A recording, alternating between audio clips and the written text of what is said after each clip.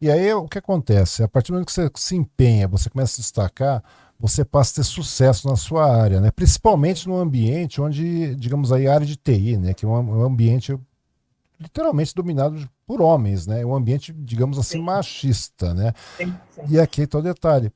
Me diz uma coisa, como é que é o fato de você, sendo mulher, entrar num mercado desse, né, na carreira de tecnologia e informação e acabar se tornando empresária nesse segmento? Você encontrou muita resistência, discriminação, teve alguns desafios específicos? Como é que foi para você tocar esse mercado? Porque é aquela coisa, vira e mexe, apesar do Jamel estar sempre presente também, é aquela coisa, mas você sempre estava junto às empresas, né? Como é que era Isso. transformar isso em credibilidade para essas empresas que estão acostumadas a ver a área de TI como um ambiente que é dominado por homens? Olha, Wang, eu acho que para responder isso, são duas frentes muito importantes, duas influências muito importantes. Uhum, A primeira é a de valores pessoais que a gente traz de casa, traz da educação. uhum, Meu pai, que hoje, por exemplo, está com problemas de saúde, eu estou aqui, por exemplo, ele está com problemas de saúde, e são valores que ele passou que faz com que a gente cumpra o que está determinado a fazer, uhum, né? Então, isso é muito importante. Então, quando eu entrei e me vi com uma certa vocação para aquela área, eu não me importei que era uma área masculina.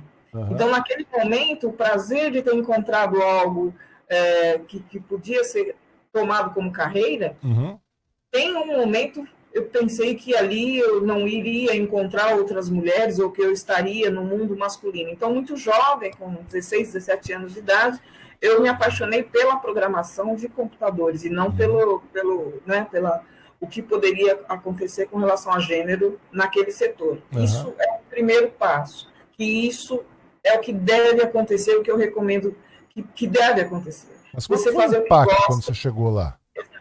você fazer o que gosta, independente do que vai encontrar. Uhum, Quando eu dei esse passo, aí sim, aí você vai verificar que naquela época já a sala de aula era predominantemente masculina, uhum, pela profissão. E daí para frente sempre foi encontrando uma questão muito mais masculina do que feminina. uhum, Acontece que na informática vale o resultado, é uma profissão muito focada no resultado.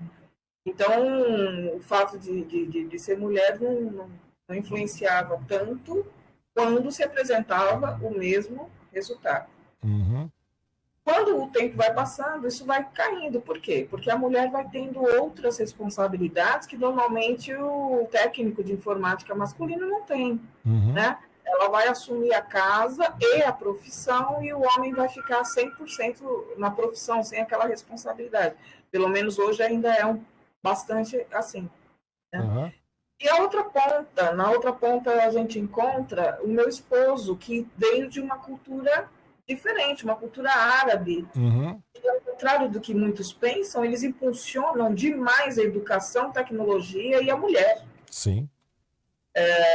Lógico que não nos países mais radicais, né, com relação ao islamismo, mas no norte da África, que é de Argel, onde ele vem, a mulher é muito valorizada e motivada a estudar, né, incentivada a estudar. Uhum, E ali ele chegou aqui, ele falava, ele impulsionava, por que você não vai fazer isso?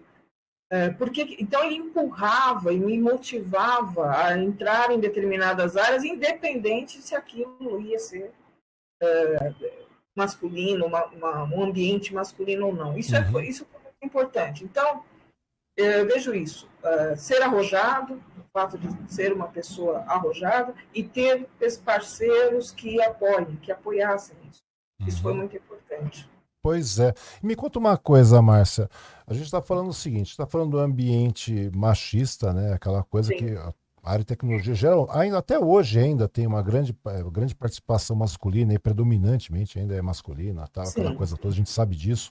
E tem um detalhe, você é mulher, você foi lá, estava numa área masculina, e sem contar o seguinte também, né? Que a gente tem que citar que, parece que não, mas a gente vive nessa questão de machismo, mas não é só machismo aqui, nós ainda temos uma questão que nesse Brasil ainda eles levam muito pela questão racial. Você é uma mulher negra, né? Você é uma mulher negra que estava lá batendo, colocando o pé à frente. Como é que foi? Você teve algum desafio, sofreu algum tipo de discriminação com relação a isso também, Márcia? Como tudo no Brasil, e principalmente com relação a essa área, eu acho que você nunca vai saber.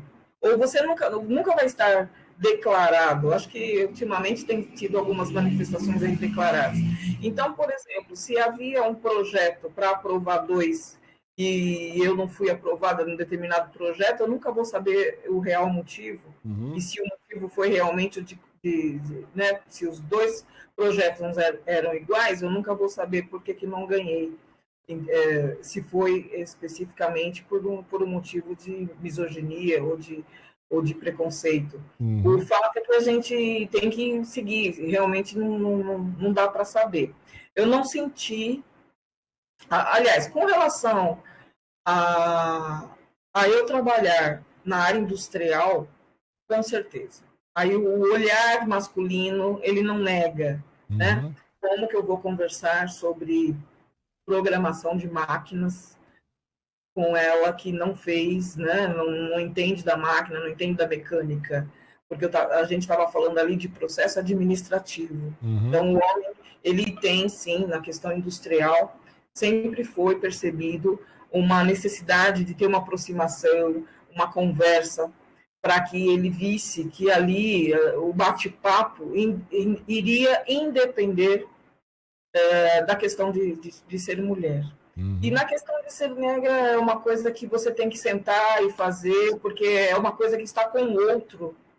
Então, né, eu não posso, eu tenho que te ajudar. Se você está incomodado, se você não tem o hábito, se você não tem amigos negros, e você está assim, o que se desconfia hoje da sociedade negra? Será que teve a formação correta? Será que frequentou as boas faculdades? Será que eu posso passar um projeto para essa pessoa, se essa pessoa foi bem formada? Então, você tem sempre que estar provando que sim, que você fez, que você é competente, que você estava lá, que você fez o curso, que você fala as línguas, que você é competente para aquilo. Isso não tem jeito. Tanto por ser mulher quanto por ser negra, a gente percebe isso hoje muito fortemente. E é complicado, né? Porque é aquela coisa...